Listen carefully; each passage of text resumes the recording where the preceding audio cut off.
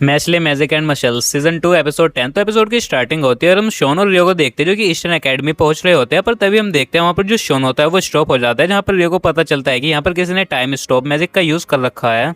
और साथ ही वो कह रहा होता है जिसके पास लो पावर मैजिक है वो स्टॉप हो रहा है और शायद मेरे साथ ऐसा ना हो। और साथ ही वो मैच के बारे में भी सोच रहा होता है कि उसे कुछ ना हो। जिसके बाद वो कार्ड और मेडल से मिलता है और वहां पर आकर वो उन दोनों से कहता है कि अच्छा है तुमने सिचुएशन को कंट्रोल कर लिया और साथ ही इन सबको हरा दिया है। एक डिवाइन विजनरी से ये उम्मीद हो सकती है। जहां पर कार्डो कहता है कि हमने अकेले नहीं किया है, ईस्टर्न एकेडमी में कुछ एक्सीलेंट स्टूडेंट भी है जिन्होंने हमारी हेल्प करी है। और जिसके बाद रियो मैथ्स के बारे में पूछता है और साथ ही कहता है कि क्या इनोसेंट जीरो मैथ्स को लेने के लिए नहीं आया था। जहां पर कार्डो कहने लगता है कि जो मैथ्स है उसने इनोसेंट जीरो के एक मेन बंदे को भी हरा दिया और वो वहां पर बैठा है। जहां पर रियो कहने लगता है कि ये कितना अजीब बंदा है, ऐसी सिचुएशन में भी आराम से बैठकर क्रीम पफ एंजॉय कर रहा है। और जिसके बाद वो हेडमास्टर के बारे में बात करने लगते हैं, जहां पर जो कार्डो रहता है वो कहने लगता है कि हेडमास्टर ने खुद को इनोसेंट जीरो को यहाँ से टेलीपोर्ट कर लिया था ताकि वो इन सभी स्टूडेंट को बचा सके और अब उन्हें पता नहीं है वो कहाँ है। और जिसके बाद जो मैच रहता है वो कहने लगता है तो मैं उन्हें ढूंढता हूँ। जहाँ पर मेडल पूछने लगता है तो तुम उन्हें कैसे ढूंढोगे, जहाँ पर मैच कहने लगता है अपने मशल से। जिसके बाद मैच वहां से चला जाता है और जिसके बाद जो मेडल रहता है वो इनोसेंट जीरो के बारे में कुछ इन्फॉर्मेशन लेने के लिए सेल्वोर के पास जाता है और उस पर जैसे हमला करता है सेल्वोर के चारों तरफ एक प्रोटेक्शन लेयर आ जाती है। जिसके बाद वो पूरी तरीके से वहां से ट्रांसपोर्ट हो जाता है। जहां पर मैक्रोन कहता है कि पूरी तरीके से बेहोश है और जिसने से ट्रांसपोर्ट करा है वो अब भी यही है। इसका मतलब इनोसेंट जीरो का एक आदमी अब भी खुला घूम रहा है जिसे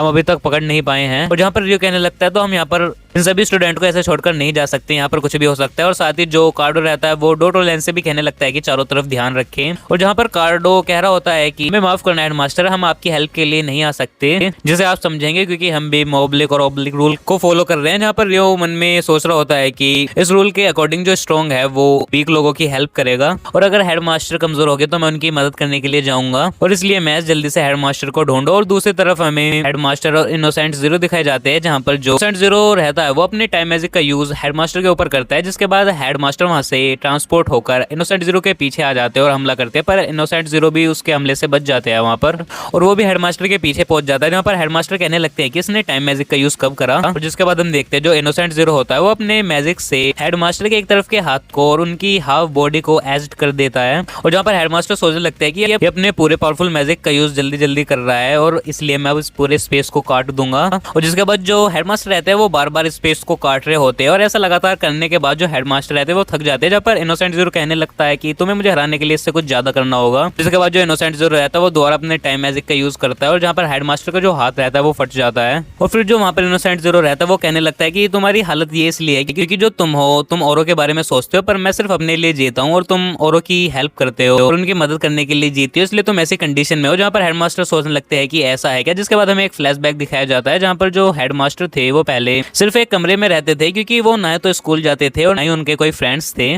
और साथ ही मैं एक बहुत बड़ा इंट्रोवर्ट था तो इसलिए मैं बाहर कम ही जाता था ताकि कोई मुझे रिजेक्ट ना कर दे और यही डर मेरे मन में भी बैठ गया। पर जो मास्टर एडम थे वो हमेशा मुझसे मिलने के लिए आया करते थे और साथ ही डिफरेंट एनिमल्स के नाम लेकर मुझे स्कूल भी बुलाया करते थे और मौसम चाहे कैसा भी हो वो हमेशा मुझसे मिलने के लिए आया करते थे मेरे मना करने के बावजूद भी। और एक दिन उन्होंने मास्टर एडम से पूछा कि वो ऐसा क्यों कर रहे हैं, जहाँ पर मास्टर एडम ने उससे कहा था कि हालात कैसे भी हो मैं तुम्हें अकेला नहीं छोड़ सकता। और जब उन्होंने ये वर्ड कहे तो मेरे अंदर उम्मीद जा गई और उनके उस स्माइल्स के चलते मैं आज यहाँ हूँ। जिसके बाद सीन हमें दोबारा प्रेजेंट कर दिखाया जाता है जहाँ पर हेडमास्टर कह रहे होते हैं कि मैं उन्हें नहीं छोड़ सकता जो मुझसे कमजोर है, चाहे इसके लिए मेरी जान ही क्यों न चली जाए। और जिसके बाद हेडमास्टर अपनी स्पेल करने के लिए तैयार होते हैं, जहाँ पर इनोसेंट जीरो कहने लगता है कि क्या सच में ये इसे यहाँ पर करने के लिए तैयार है। साथ इनोसेंट जीरो कहने लगता है कि ट्रिपल लाइनर्स में कुछ ही ऐसे है जो अपनी पूरी पावर का यूज कर सकते हैं। जहाँ पर हम देखते हैं जो हेडमास्टर रहते हैं वो अपनी सबसे पावरफुल स्पेल को कास्ट करते हैं और वो दोनों ही स्पेस में पहुंच जाते हैं, जहाँ पर जो हेडमास्टर की छड़ी की ट्रू फॉर्म होती है वो एक्टिव हो जाती है वहाँ पर। और जिसके बाद जो हेडमास्टर रहते हैं वो वहाँ पर कहते हैं कि यह है मेरी यूरेनस छड़ी की पावर जिससे कोई नहीं बच सकता। जहाँ पर इनोसेंट जीरो अपनी टाइम मैजिक का यूज करता है, पर वहाँ पर जो हेडमास्टर का मैजिक था उसकी वजह से वहाँ पर उसका वो मैजिक ट्रांसपोर्ट हो जाता है। जिसके बाद हेडमास्टर उससे कहते हैं कि वो वहाँ पर किसी भी मैजिक का यूज नहीं कर सकता, अगर वो ऐसा करेगा तो वो ट्रांसपोर्ट हो जाएगा। जहाँ पर इनोसेंट जीरो कहने लगता है तो तुम मुझे हराने के लिए कितने आगे तक जा सकते हो। जहाँ पर हेडमास्टर कहने लगते हैं मैं एक हेडमास्टर हूँ, मुझे ये तो करना ही होगा। और जिसके बाद जो हेडमास्टर रहते हैं वो अपने मैजिक से वहाँ पर सब कुछ डिलीट करने के लिए कहते हैं और जो इनोसेंट जीरो रहता है वो वहां पर अपनी टाइम मैजिक का यूज कर उस पूरे स्पेस के टाइम को रोक देता है, जहाँ पर इनोसेंट जीरो कहने लगता है जिसके पास टाइम की पावर है उसे कोई नहीं डिफीट कर सकता। जिसके बाद जो इनोसेंट जीरो रहता है वो हेडमास्टर के ऊपर हमला करता है, जिसकी वजह से हेडमास्टर की हालत वहां पर खराब होने लगती है। पर इनोसेंट जीरो कहने लगता है कि मैंने तुम्हें इंजर्ड कर दिया पर फिर भी तुम्हारा मैजिक रुक क्यों नहीं रहा है, जहाँ पर हेडमास्टर कहने लगते हैं कि ये मेरी थर्ड स्पेल है और अगर तुम इसे मैक्सिमम पावर की एनर्जी से भर दोगे तो ये कभी भी नहीं रुकेगी, चाहे से कास्ट करने वाला मरी क्यों ना जाए। इसके बाद हेडमास्टर कहते हैं तो मैं मरी क्यों ना जाऊं, पर ये मैजिक तभी एंड होगा जब तुम मारे जाओगे। जहाँ पर इनोसेंट जीरो कहने लगता है कि ये कब से इस प्लान के बारे में सोच रहा था, जहाँ पर हेडमास्टर सोच रहे होता है कि मैंने अभी भी अपनी बहुत सी ड्यूटीज को पूरा नहीं किया, जिसमें जो स्टूडेंट है वो अपनी सिस्टर को बचाने के लिए मेहनत कर रहा है और एक सच्चे मन का लड़का जो कि अपने दोस्तों की जान बचाने के लिए कोशिश कर रहा है ताकि वो अपने फादर के साथ आराम से रह सके। और जो ये पूरी दुनिया है ये इसमें सिर्फ काइंडनेस भरना चाहते हैं ताकि सब मिलजुल कर रहे और एक दूसरे की हेल्प करें, और इसके लिए मुझे उन्हें बचाना ही होगा। और जो लोग मेरी ही तरह कमजोर हैं और अलग होने की वजह से